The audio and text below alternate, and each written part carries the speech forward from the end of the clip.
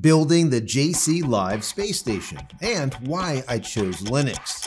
Let's get into it. Hey everybody, welcome back to the channel. Thank you so much once again joining me. I don't have some tea, I hope you do, maybe some coffee, hanging out as we speak about space, SpaceX, Starlink, AI, Linux, all kinds of good stuff. Today we're going to be getting into the JCLive Space Station that has been built right back here. As you can see it, it's running 7 days a week, 24 hours a day, 365, hopefully. So we had some problems here and there. We ran that for about 2 weeks in like a beta form just for the members only, and now it's live for the public. Matter of fact, I'll throw a link down here. The best way to get there is just go to youtube.com/JCristina. And when you're there, take a look at lives. Any type of live feed, you'll see it. It's the very first one that pops up. So a lot of you guys want to know exactly what went into this, how I built it, and of course, why am I using Linux and not Windows 11 or something else? Well, that's what we're going to get into today. So to start out, what the heck is this JCLive Space Station anyways? I'm glad you asked. Well, during the JCLives, we do like a Free Speech Friday. We usually recap the weeks of videos on Friday at about 8:30 p.m. Eastern Standard Time. Well, at the end of the show, a lot of the people that are there, sometimes there's 50, 100, sometimes there's up to 1,000 people there. It just depends, especially during launches and whatnot. But they like to communicate between each other, converse. Well, once the live is over, the feed ends, and now everything shuts down. They can no longer talk back and forth. The idea here was I want to develop a community that's a little bit tighter. I've been trying to do that for many years, and I figured, well, this would be a great way that folks will be able to talk to one another even when the lives are over. And not just when the lives are over, but literally 24 hours a day, 7 days a week. It doesn't matter what part of the planet you're on, you'd be able to jump in there and be able to talk to other fellow space and just simple geek nerds that we are, right? That we absolutely love this stuff. So there's a lot of good things on this page. So let me bring you over to the page so you can see what it looks like. Here you go. Now, you can get there 24 hours a day, 7 days a week, 365 days a year. This is what it looks like. Matter of fact, I'll put a little bit of the background music playing so you can kind of hear it while I'm speaking. Hopefully it's not too loud, but just so you can hear what it sounds like in the background.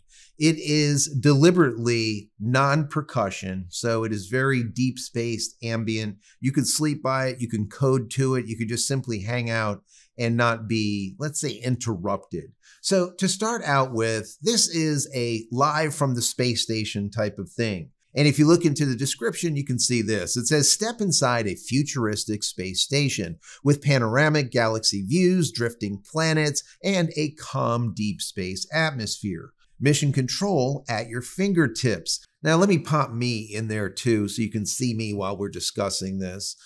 Now, to start out with, on the upper left-hand corner, you can see Next Space Launch. Now, Next Space Launch basically gives you the next time that SpaceX is going to launch a rocket. Now, that could be a Falcon 9, it could be the Starship, whatever it is, it's going to say what is going to be next. Now, right now, it currently says launched, and that's because the Starlink 11-20 on a Falcon 9 just went out of Vandenberg Space Station. When the next scheduled flight comes up, it's usually about 48 hours, you'll see it pop up in there.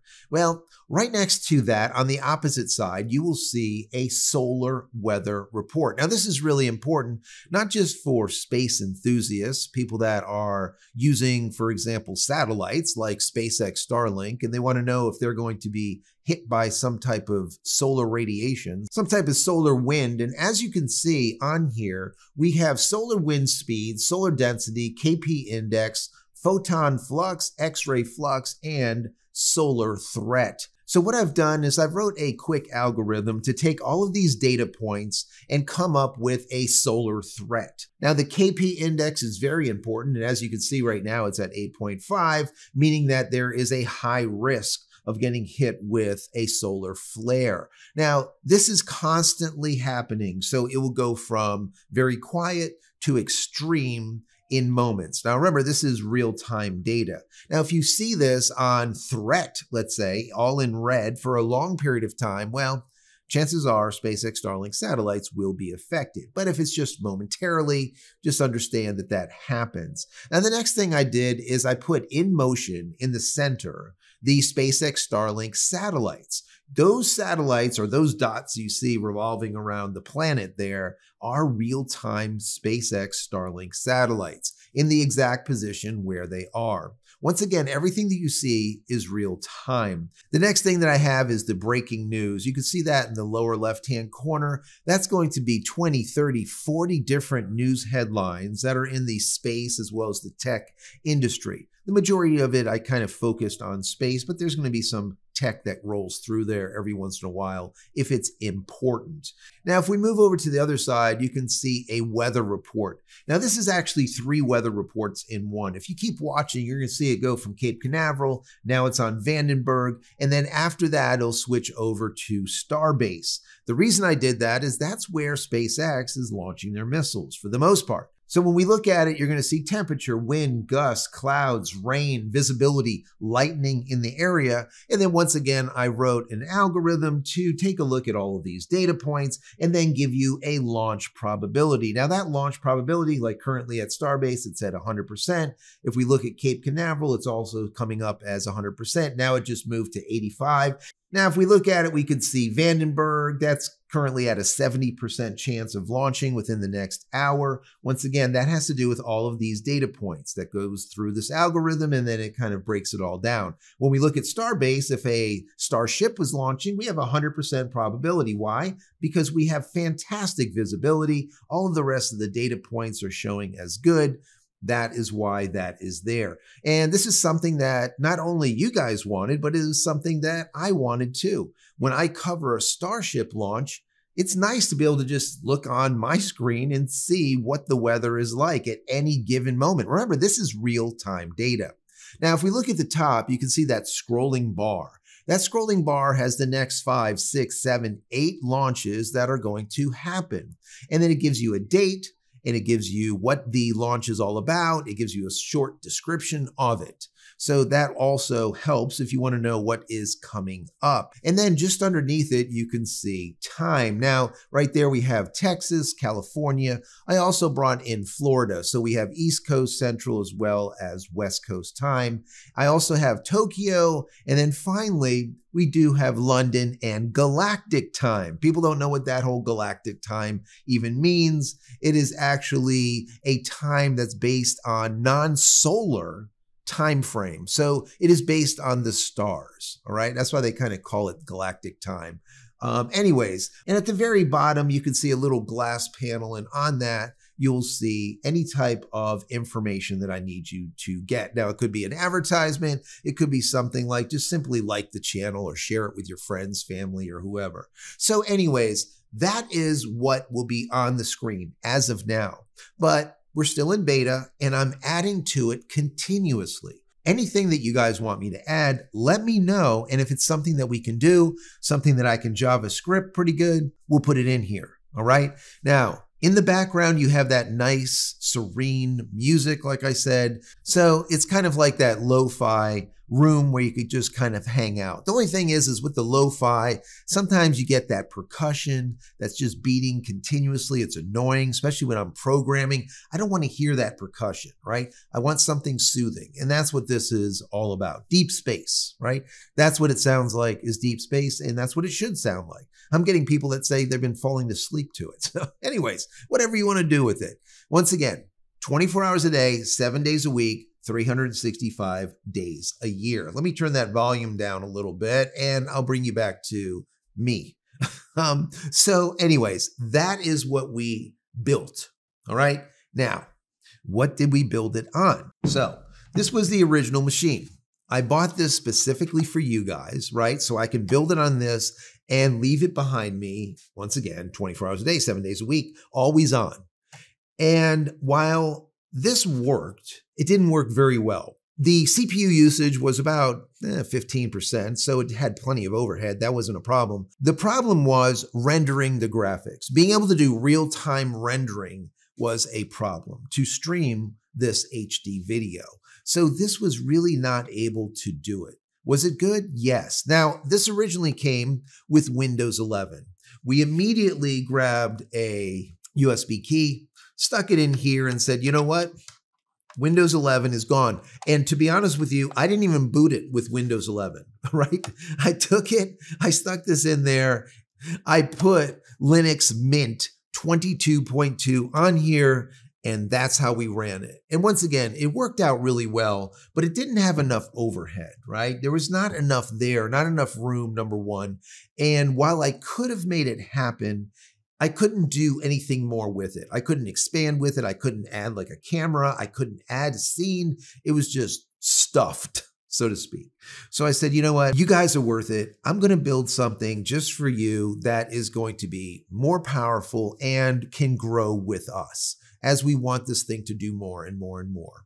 And that's what this is all about, this little mini. This is what I built. Now, a lot of you guys have asked what went into this, and I'm going to let you know today because I think it's important because people want to build stuff like this and they want to know how to do it and or the equipment used. So to start out with, I ended up going with an AMD.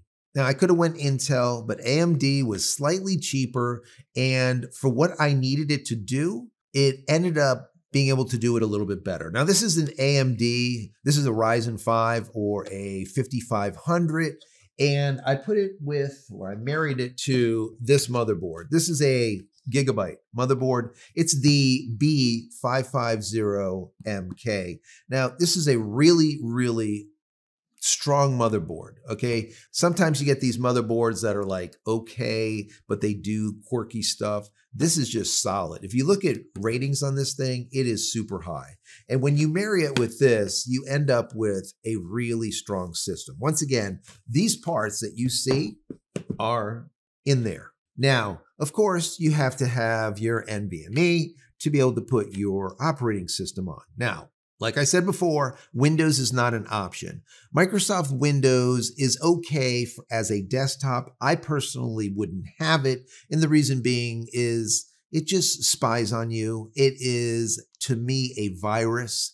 It is slow. It is bloated. It is not something that I would call professional. It is not something that I would want running 24 hours a day, 7 days a week. It just doesn't have, let's say, the guts behind it to be able to do it. It's constantly wanting to update itself. Matter of fact, my Windows is here.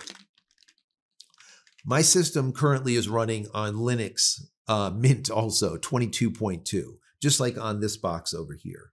And I've been using this Linux setup for just over a year now. I'm going to do a video on that in the not so distant future. Anyways, this is my Windows. It has not come out of this blister pack in a year. Some people said, hey, you know, you're going to go back to Windows. We know you will. You're not going to be able to stay with Linux. Well, I did. I was able to do gaming on here. I was able to do all of my work, all of my production work. I used DaVinci Resolve as an NLE or a nonlinear editor to do my editing instead of using, of course, on Windows. What are you going to use? You're going to use Premiere. I broke free of Adobe probably about 5 years ago. I did an entire series called Life After Adobe, Cutting the Cord. Well, that series went viral. A lot of people cut the cord after I showed them how to do it. Anyways, we did that one. And we also have now a Life After Microsoft Windows, Cutting the Cord. Check those out. Maybe I'll put a link over here. When you're done watching this video, check those out. Anyways, that's my Windows. It just sits there. Now, on here, we immediately installed Linux Mint 22.2. No problems at all. It runs and it runs good. We're using Crucial. Now, as far as the fans, people ask about this all the time. I only use these Nocturne fans. These things are just badass. We put 3 of them in here. There's the 14 centimeter or 140 millimeter, and we got the 120s, right? So we got 2 140s, one 120. These things are silent. They're not all beautiful, you know, they don't have all of the LEDs and all the other BS, but the bottom line is they just simply work, and they work silently. I can't have this thing blowing like crazy, right? I don't want to hear it in my mic. So that's why we went with those. The next thing, of course, was this MSI. This has got about 650 watts coming out of this, so that's enough for what we're doing over there. I could have went 850, I could have went even bigger, but my idea here was keep everything as energy efficient as possible to keep the heat down, and that will in turn keep the fans from turning on either at all, or if they are on, they're very slow, right? And since these things are silent and they're turning extremely slowly because there's not much heat going on, it works out perfectly. Anyways, we're making a pile here. The next thing was memory. Now, we ended up going with this G-Skill. I like this memory, but I don't like it anymore. It really pissed me off because during the beta test, when I first released this, the JCLive Space Station, within about 6 or 8 hours, it failed. It just went black screen. It literally looked like my graphics card died. And it took me until about 3:30 a.m. This was after the JCLive, the Free Speech Friday that I do. I ended up, just before going to bed, I took a look at the screen to see what it looks like, and it was frozen. I'm like, oh God, what the heck happened? I ended up going out to the studio, and sure damn enough, black screen, and I worked on it until 3:30, almost 4 o'clock in the morning, and I figured it out. It was easy. And as you can see, this one has a little sticker on it that says bad. It's bad. I just don't know, these days where, QC has been getting better and better, but QC on this obviously is not. Okay, these are matching pairs. They should have ran flawlessly, but this one is bad. It ends up getting errors, and literally in the middle of something, it'll just crash out. And someone asked me, well, did you overclock it? Well, these are 3200s, right? 3200 megahertz memory. And when I installed them, they started running at 2133 megahertz. They didn't run at the full speed. So someone said, hey, did you overclock it? And I told them, I'm like, no, I didn't overclock the memory, but they're running at the standard speed. So they're actually running slower than what they could run, 2133. So I ended up overnighting some Crucial. Once again, like the NVMe. This is what it looks like. It is the Crucial Pro, whatever. I don't know what they're called. Pro Series Crucial. All right. This is the pack. It's in there right now. I stuck this in there. They immediately popped up at 3200 megahertz, and they never shut off since. No more black screen of death, no more nothing. It just simply works. All right. So this is the kind of thing that sometimes will happen when you're building a machine. You need to understand that sometimes you end up with a bad part, and then you have to spend the time at figuring out, like, where is the bad part? When I saw this black screen, it could have literally been the GPU gone bad. I have a 1070 that I didn't discuss in there that's running it. It could have been the 1070. It could have been a power lead that's on this brand new machine, right? So I did change the leads. It could have been the motherboard, right? It could have been the motherboard that was bad. It could have been all kinds of things, but we narrowed it down to the memory, and sure damn enough, that's exactly what it was. The memory was bad. So we're going to return that. All in all, besides this issue, I've had no problems.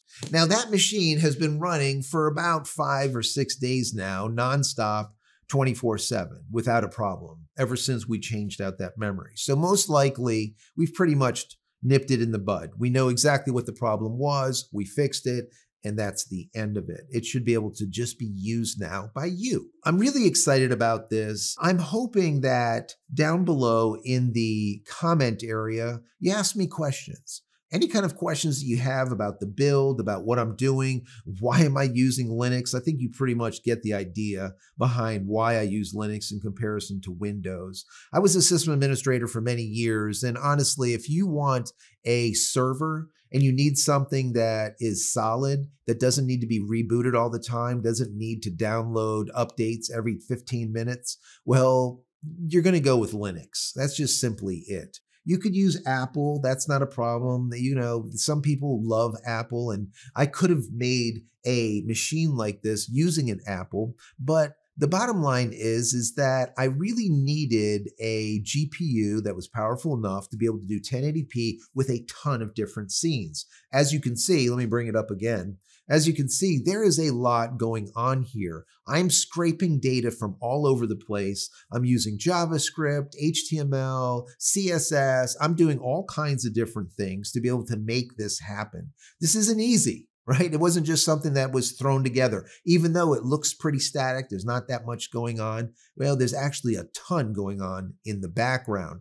And like I said, I'm really happy with it, but I know that it can be updated and fixed, and that's what I'm looking to do in the future. So down below in the comments, I want to hear from you.